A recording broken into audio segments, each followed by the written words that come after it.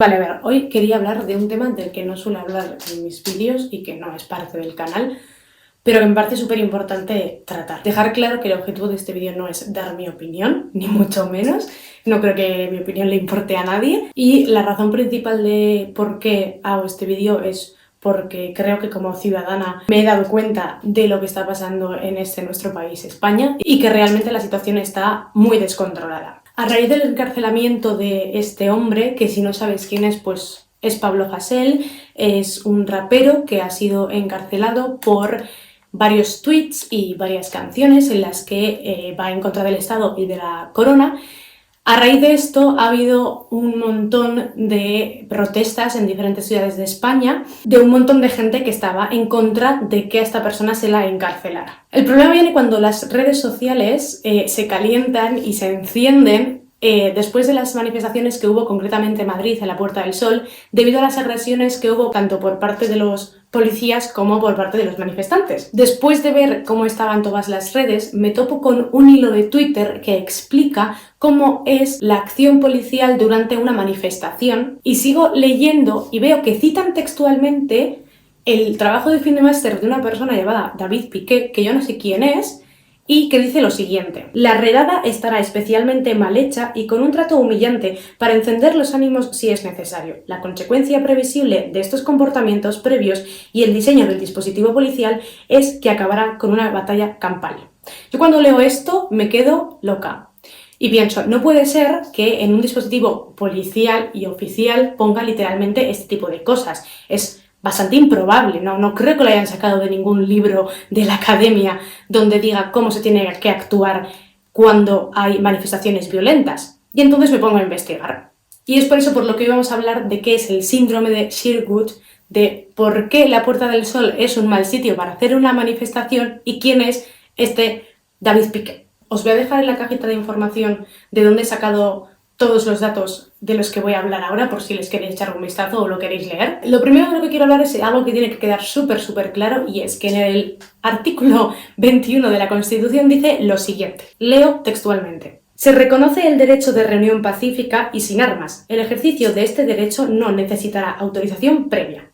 Por lo tanto, la policía está obligada a que esto se cumpla y en ningún caso puede prohibir una manifestación, sea de la índole que sea. Y punto número 2. En los casos de reuniones en lugares de tránsito público y manifestaciones, se dará comunicación previa a la autoridad, que solo podrá prohibirlas cuando existan razones fundadas de alteración del orden público, con peligro para personas o bienes, en este caso mobiliario urbano. Por tanto, los organizadores tienen obligación de avisar cuando vayan a hacer una manifestación de cualquier tipo a las autoridades. Tienen que decirles dónde, cuándo se va a hacer, cuándo se va a terminar, cómo se va a hacer, y hasta tienen que dar el motivo de la manifestación, a pesar de que esto no tiene que ser un problema para la aceptación de esta manifestación. Y hago aceptación entre comillas porque en verdad cualquier persona se puede manifestar por lo que sea y cuando sea, pero sí que es cierto que en España están prohibidas las manifestaciones que no están avisadas a las autoridades. Es decir, yo no puedo salir a la calle con otras 200 personas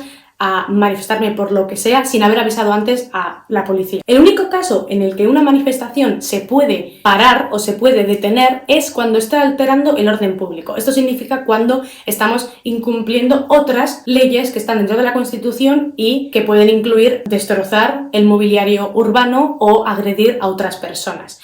¿Qué pasa si, por ejemplo, tú haces una manifestación y sí va a ser pacífica y luego de repente te lías a hostias?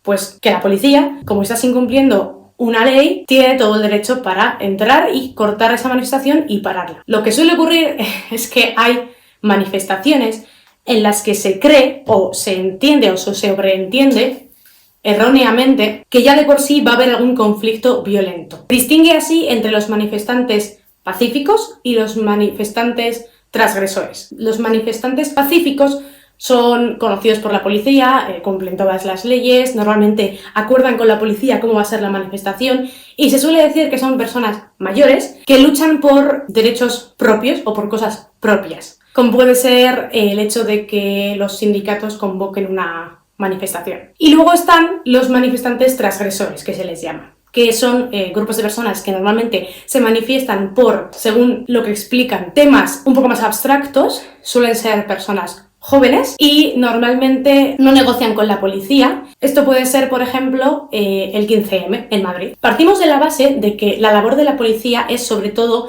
saber que se cumplen todas las normas de seguridad que se están imponiendo en la Constitución y que el derecho a manifestarse se está cumpliendo, y sobre todo de que las personas que están en la manifestación no están incumpliendo otras leyes. Sin embargo, hay ciertos elementos que tenemos que tener en cuenta que nos hacen preguntarnos si el poder de la administración se está aplicando con la suficiente justicia y si se están cumpliendo los derechos, en este caso, de los manifestantes y también sus obligaciones. Se te puede sancionar, por ejemplo, si no mantienes el orden público dentro de la manifestación, o si, por ejemplo, no terminas la manifestación a la hora que decías que la ibas a terminar, o incluso si no avisas de que vas a hacer esa manifestación. Pero ¿qué pasa si se usan estas sanciones como efecto disuasorio? Lo que puede pasar es que movimientos sociales se nieguen a decir que van a hacer manifestaciones, se van a negar o no van a comunicar ciertas cosas a la hora de hacer una protesta. Pese a que la Constitución pone que no se puede negar ningún tipo de manifestación, este mero trámite de tener que ir a dar explicaciones de que vas a hacer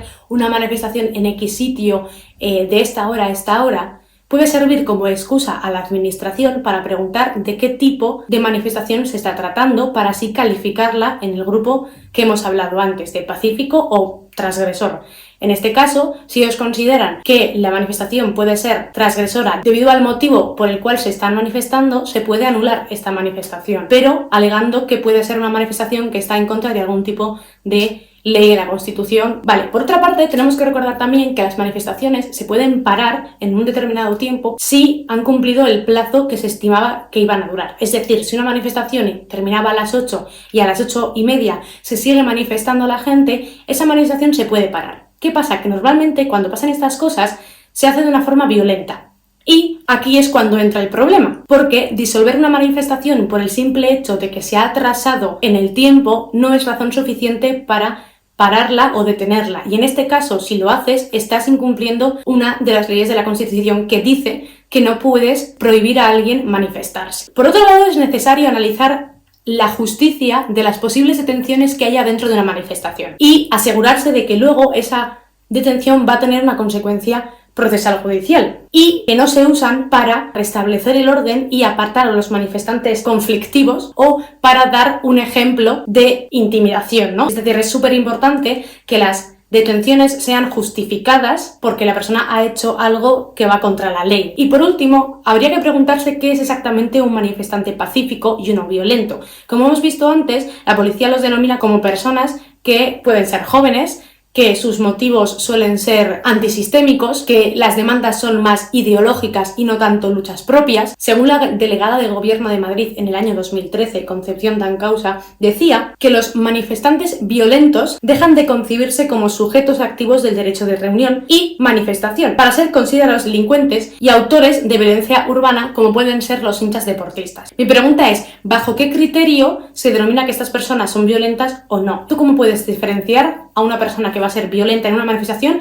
de otra que no lo va a ser, a simple vista? Vale, teniendo todo esto claro, estas últimas 4 puntos que me parece importante tener en cuenta, sobre todo para saber qué sí se puede hacer y qué no se puede hacer en una manifestación, tanto por parte de la policía como por parte de los manifestantes. Vamos a entrar a detalle en explicar y analizar qué es el síndrome de Sherwood. El síndrome de Sherwood es una metáfora basada en las leyendas medievales de Robin Hood. Robin Hood es el héroe que robaba a los ricos para darle ese dinero a los pobres y que cuando tenía que huir de las autoridades se escondía en un bosque llamado Sherwood, de ahí el nombre del síndrome. Al final, el grupo de Robin Hood y el propio Robin Hood son atrapados bajo varias tácticas que vamos a explicar más adelante. Pero antes de pasar a las 4 tácticas que se usan, quiero explicar 2 términos importantes que van a sentar las bases de lo que luego vamos a explicar. Son 2 casos opuestos y ejercidos de manera extrema por parte de la policía que se han dado en nuestra sociedad. El primer caso es el de la tolerancia cero, que es como se llama a una doctrina de seguridad pública que se basa en la teoría de las ventanas rotas. Esta teoría explica que mantener limpio los lugares urbanos puede disminuir la probabilidad de que haya vandalismo. Partiendo de esa base, en 1994, Joseph Bratton, creo que se dice así, comisionado del Departamento de la Policía de Nueva York, siguió esta teoría para perseguir no solo los actos o los delitos penales, sino también aquellos que no se consideraban como tal, que eran más administrativos, tratándolos con el mismo rigor. Esto se traducía en realizar persecuciones, por ejemplo, por el simple acto de pintar una pared, de hacer un graffiti. Lo que se hizo para cumplir todas estas normas fue ampliar el cuerpo de la policía de 30.000 a 35.000 personas, pero a pesar de la eficacia que tuvo al principio, empezó a haber un montón de denuncias en contra de la policía, en este caso, de abuso de poder. La sociedad estaba bastante molesta porque se trataba de la misma forma a los delincuentes penales, que igual mataban, que a los delincuentes que no hacían más que infringir normas cívicas, por decirlo así. Pues pintar una pared, por ejemplo. Un informe encargado por el Departamento de Nueva Gales en Australia en el año 97 observó que muchos policías fueron expulsados del Cuerpo Nacional de la Policía de Nueva York por ser denunciados debido a agresiones excesivas, abuso de poder e incluso racismo, que eso sigue pasando hoy en día. Se produjo un descenso masivo en la confianza sobre la policía de Nueva York y un descontento social generalizado que hizo que la policía tuviera que retomar otras tácticas diferentes a la de la tolerancia cero. El segundo caso del que hablamos es de Zurich. En este caso vamos a hablar de la tolerancia máxima, que es el caso opuesto a la tolerancia cero. A finales de los años 80, en Zurich, las autoridades vieron cómo dentro de su población aumentaban los casos de personas que consumían heroína. El profundo respeto por los derechos civiles de los suizos hizo que se acordara el hecho de que todas las personas que se drogaran o que vendieran droga se pudieran mantener en un mismo sitio. De hecho, el sitio escogido fue una plaza a la que más tarde se le conoció como la Plaza de la Aguja. Allí y solo allí se podía vender y consumir de manera libre. La policía no entraba dentro de este recinto, pero fuera de este recinto las restricciones en cuanto a la droga eran las de siempre. Al principio no hubo demasiados incidentes, sí que es cierto que aumentó el número de personas que consumían este tipo de sustancias y también el número de personas que vendía, e incluso aumentó la delincuencia dentro de esta plaza, ya que se aprovechaba que había ausencia de policía para cometer delitos. Y sí que es cierto que la gente que ni consumía ni vendía se alejaba de esta plaza para evitar problemas. El aumento de la delincuencia y el aumento de la oferta hizo que la calidad de las sustancias bajara muchísimo, y entonces las ambulancias se veían obligadas a tener que entrar en la plaza para atender personas que tenían paradas cardiorrespiratorias, por ejemplo. ¿Qué pasaba? Que cuando entraban estas ambulancias, las personas de dentro robaban las cosas de las ambulancias y entonces los médicos se negaron a entrar sin una escolta policial. Los conflictos empezaron a ser derivados fuera de esta plaza y las autoridades no pudieron mantener el acuerdo. Además, la presión ciudadana hizo desistir de esta idea y eliminarla por completo. Hemos puesto dos situaciones en las que la participación de la policía ha sido en un caso extrema, en el caso de Nueva York, cuando se cebaban persiguiendo a las personas por delitos que eran menores, y en el caso de Suiza, en los que la policía ni siquiera intervenía. He puesto este ejemplo para que veamos que los extremos tampoco son buenos y que no funcionan en una sociedad como la nuestra.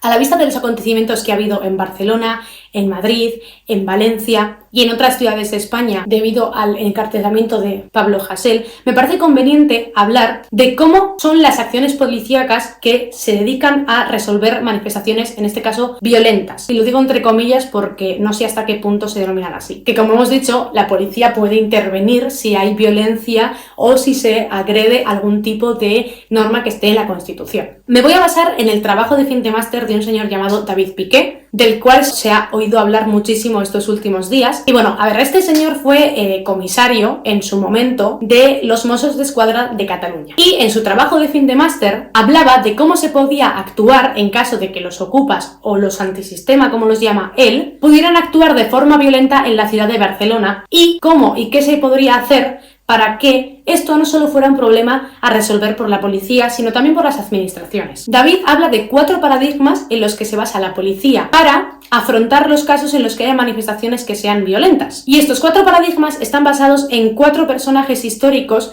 que fueron famosos por su estrategia en la guerra. Los 4 personajes en los que se inspiran son los siguientes. Esto lo voy a leer porque no sé cómo se pronuncia. Karl von Clausewitz escribió de la guerra. Este hombre sostenía que al enemigo había que vencerle, pero que no había que humillarle ni cebarse con él. Por otro lado está Sun Tzu. Vivió en el año 6 a.C.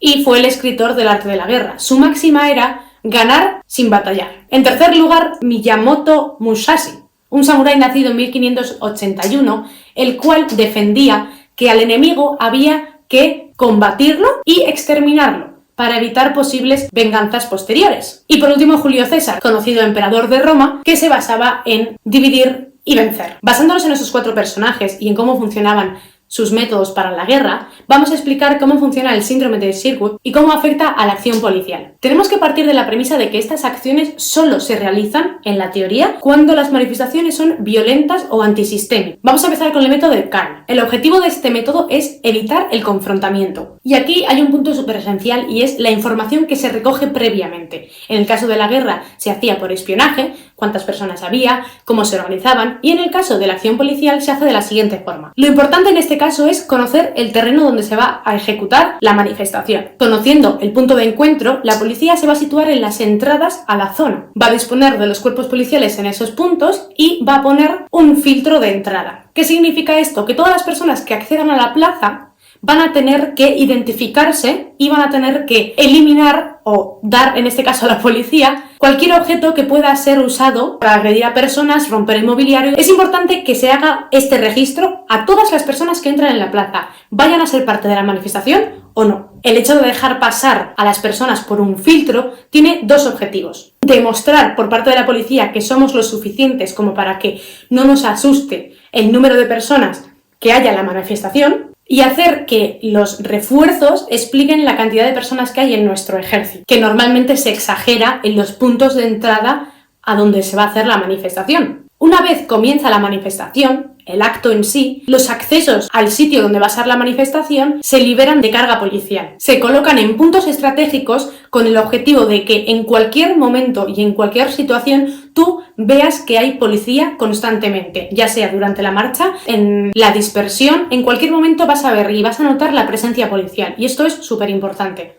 El efecto que se produce es que cuando se ve que hay tanta policía se reducen las posibilidades de que las personas se vuelvan violentas y sobre todo de que destruyan cosas públicas, mobiliario urbano. En el caso de que haya algún acto vandálico de cualquier tipo, se procederá a la detención exclusiva de esa persona y esa detención será muy rápida. Será una extracción limpia y después se pasará al juzgado donde se le multará por lo que ha hecho. Será una multa y ya está, quiero decir, no va a ser un encarcelamiento durante 5 días en una celda. Va a ser muy rápido porque no hay que cebarse. Recordemos que el objetivo de esto es no tener violencia, y si ya generas un mártir, una persona que encarcelas por cualquier motivo, vas a generar violencia. Es evidente que este sistema solo se puede realizar o se puede cumplir cuando nos estamos asegurando de que el número de personas que hay en la manifestación es menor al número de policías que tenemos. Si no es así, si no se da el caso y se explica en el documento, sí que podríamos proceder a métodos más agresivos. De hecho, pone medidas más agresivas que, más que disuasión, provoquen coerción. Vamos con el segundo método. El método Sutsun. Nos vamos a poner en la situación de que hay suficiente carga policial, de que estamos en un campo que conocemos y que ese campo es abierto. Como decíamos antes, Sutsun lo que quería o lo que pretendía era ganar sin tener que combatir. Y eso se podía conseguir con diversas estrategias, pero la que siempre ha funcionado es la de rodear al enemigo. Pues quien rodea al enemigo vence. Esto se consigue limitando extraordinariamente la capacidad de movimiento del enemigo, rodeándolo totalmente. Es un poco como la batalla de los bastardos de Juego de Tronos.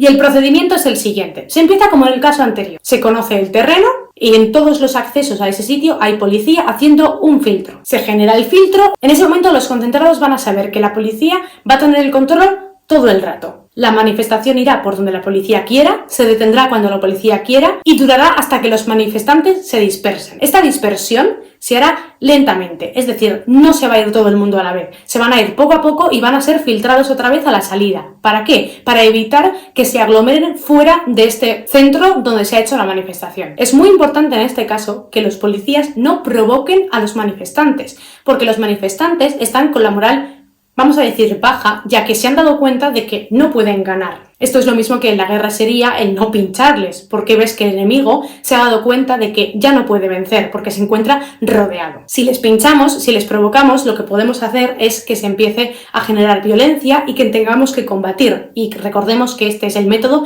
en el que se tiene que ganar sin combatir. Si todo sale según lo planeado y si todo se hace según lo planeado, el enemigo se va a rendir sin combatir. No habrá habido ningún tipo de derramamiento de sangre. En este caso de la manifestación, los manifestantes que puedan llegar a resultar violentos van a rendirse y no van a proceder a ningún tipo de agresión hacia nada o hacia nadie, ya que han visto que la policía tiene el mando y el control. Hay otra posibilidad dentro de la metáfora de Sherwood, y es que la batalla o la guerra se produzca dentro del bosque, no fuera sino dentro, en un sitio en el que el enemigo se sienta cómodo, que puede ser el bosque de Sherwood en este caso. En el caso de Madrid podría ser cualquier calle adyacente, por ejemplo, a la Puerta del Sol, la Gran Vía, por ejemplo. En este caso los manifestantes se encuentran cómodos porque saben que no pueden ser rodeados, así que la acción policial será distinta. En este caso, en vez de rodear al enemigo, lo que se hace es generar un pasillo a través de él. En el caso de las manifestaciones, los policías se colocarán en los flancos, no muy pegados a los manifestantes, para que no se sientan agobiados, pero sí que se note su presencia. Y luego, en las calles adyacentes, habrá también cuerpos de policía. Lo más probable es que haya policías de paisano que estén también en la manifestación para controlar que no se genere ningún tipo de violencia concreta. Y en el caso de que se produjera una violencia fuera de este raíl de personas, vamos a llamarlo así, los policías de paisano que están fuera, patrullas que están fuera del centro de acción, van a ir directamente a sofocar ese problema. Y además lo van a hacer sin ningún tipo de miramiento. Vamos con el método Miyamoto. Ya hemos explicado que este método se basa en la aniquilación del rival. Aunque no lo parezca, antiguamente muchas veces se provocaban ciertas guerras por ciertos intereses. Se provocaba al enemigo de ciertas formas para darle una razón para atacarnos y entonces poder tener una excusa para contraatacar. Esto es como cuando tu hermano pequeño te pinchaba tantísimo hasta que llegaba un punto en el que te hartabas y le pegabas. Y entonces cuando le pegabas, él ya tenía una excusa para quejarse y echarte a ti la culpa porque tú le habías pegado. Pues eso es un poco lo mismo. De hecho, cito textualmente el trabajo de fin de máster de David. En estas situaciones, cuanto más inocentes sean las víctimas propias iniciales, mayor será la excusa para atacar. En este caso, donde se encuentre el terreno nos da exactamente igual. Y la reducción de las armas posibles de los manifestantes también nos da igual. De hecho, cuanto más fuertes se sientan y más valientes se sientan, más posibilidad hay de que haya un enfrentamiento. En este caso, la policía lo que va a hacer es poner pocas fuerzas, pero muy concentradas en sitios en los que los manifestantes no las puedan ver. Voy a citar textualmente lo que dice el texto. Incluso si la concentración o manifestación, que es de lo que hemos estado hablando, no se prevé bastante violenta, se puede llegar a provocar un poco, con detenciones poco justificadas y nada pacíficas, unos días antes para calentar el ambiente. También se pueden hacer redadas preventivas a los lugares donde se encuentran habitualmente personas cercanas a la ideología de los convocantes, con la excusa de buscar drogas o lo que sea necesario. La redada estará especialmente mal hecha y con un trato humillante para encender más los ánimos, si es necesario.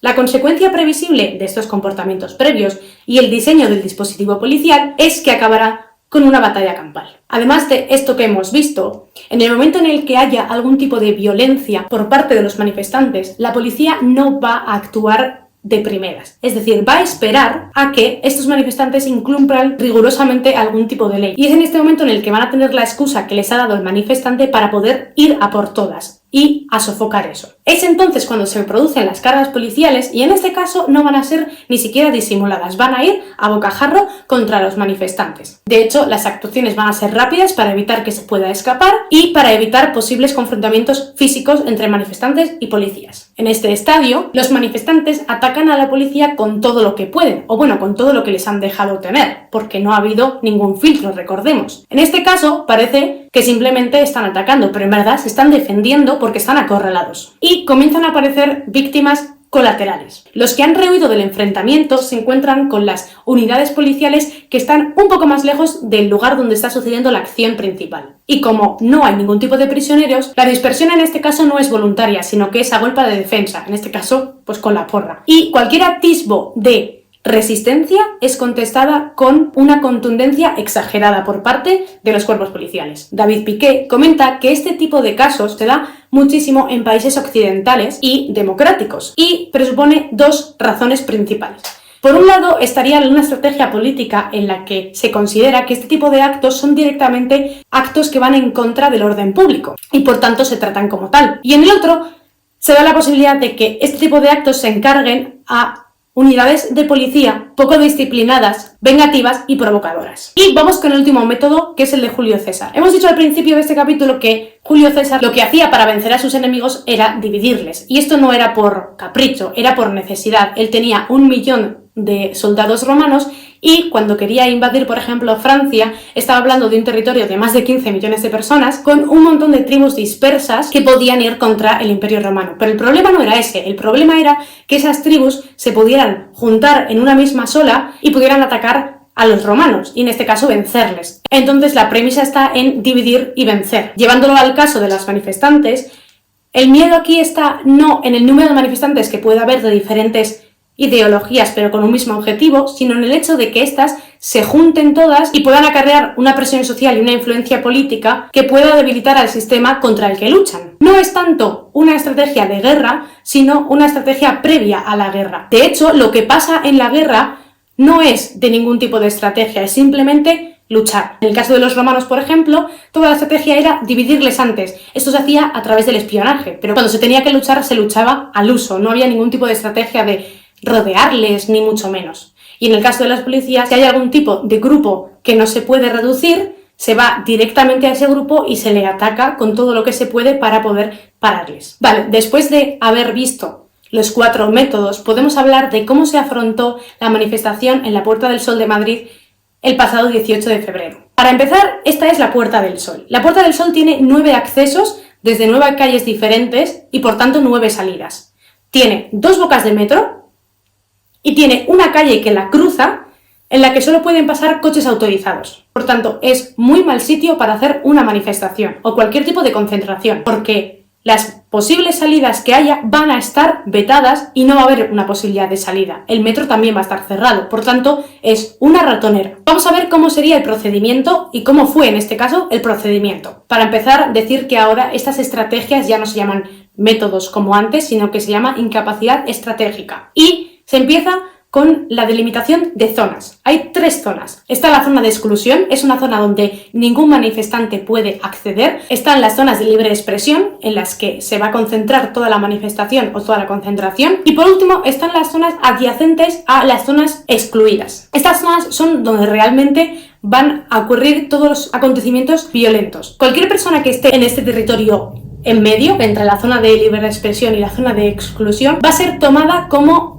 un manifestante transgresor, ya sea periodista, peatón o manifestante. Y por tanto, la policía va a poder ir a neutralizarlo. Después de dividir la zona donde se va a realizar la manifestación en las zonas que hemos hablado, se realiza lo que antes hemos comentado con el método de Van Clausewitz. En este caso, los 9 accesos a la Puerta del Sol se bloquean con policía para hacer el filtrado de personas. Por una parte, lo que estamos haciendo es que en cuanto tú entras en la Puerta del Sol, ves que hay acción policial por todas partes y por otro lado, como hemos comentado con el filtrado, todas las personas que acceden a la Puerta del Sol, vayan o no a la manifestación, están identificadas y están libres de cualquier cosa que puedan usar para destrozar mobiliario urbano o ir contra los policías o lo que sea. Una vez estamos en la manifestación central de la Puerta del Sol, todos los accesos a la Puerta del Sol, los principales, los policías se retiran de esos accesos. Sí que es cierto que va a haber policías en las calles adyacentes para evitar posibles fugas y todos los policías que están en los accesos van a ir a la concentración principal, rodeándola, como hemos dicho en el método Sun Tzu. En este caso el ambiente ya estaba caldeado, así como en el método de Miyamoto hemos dicho que igual si no había suficiente violencia o no se veía suficiente violencia se podía perpetrar de alguna forma desde dentro o incluso caldear el ambiente desde antes haciendo redadas. En este caso el ambiente ya estaba caldeado. Todo esto recordemos que venía porque hubo un encarcelamiento de una persona.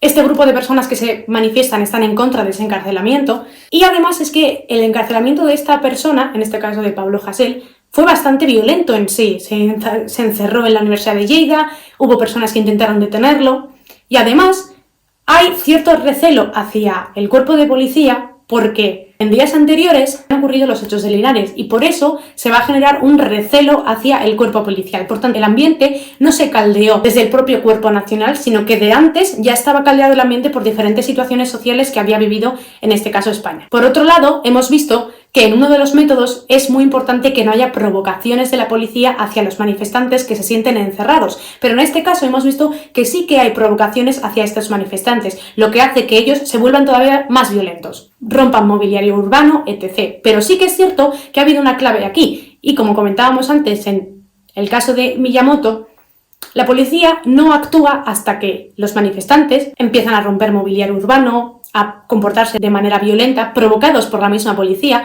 pero la policía en ningún momento va a acceder al principio a retenerlos, sino que va a esperar a que estas personas realicen actos vandálicos, por ejemplo, coger un contenedor y tirarlo o quemarlo, para que así tengan una excusa a los policías para ir directamente contra ellos y atacar. Pero atacar no reduciéndolos, sino atacándolos. Por otro lado, los accesos a la Puerta del Sol, los 9 accesos, si alguien intenta irse, va a encontrarse con policía un poquito más allá. No justo en la entrada, pero sí un poquito más allá. Y en este caso la huida no va a ser fácil. De hecho, como hemos comentado que era imposible salir de allí, cualquier intento de salir e incluso cualquier intento de resistencia va a ser respondido con contundencia agresiva por parte del Cuerpo Nacional de Policía. Y por último, además, también va a haber daños colaterales. Va a haber personas que igual no estaban ejerciendo ningún tipo de violencia, por el simple hecho de estar allí van a recibir porrazos y violencia por parte de los policías. Mi objetivo además con este vídeo es que cuando estemos hablando de este tipo de manifestaciones, que estoy viendo un montón de comentarios en Twitter y bueno, en todas las redes en general, se puede hacer desde una perspectiva objetiva y analítica y que conozcamos todos los puntos de vista y desde dónde vienen todas las acciones que estamos criticando. Además, creo necesario que se hable de este tipo de cosas y que se hable desde un punto de vista analítico. Mi objetivo también es que este canal sea un canal de difusión, de divulgación y de aprendizaje, y esto que yo he aprendido estos últimos días quería enseñároslo y espero que hayáis aprendido un poco más. Como he dicho al principio, mi objetivo no era dar mi opinión sobre este tema. Sé que ha habido muchísimas confrontaciones en muchísimos sitios de España sobre lo que está pasando con Pablo Hasél, con Linares, etc. Mi objetivo no es dar mi opinión, es simplemente que la gente conozca cuál es exactamente el síndrome de Sherwood, qué es lo que está pasando con este tipo de acciones y cómo la policía las está afrontando. Voy a explicar de una forma más técnica lo que está pasando actualmente. Y nada, hasta luego.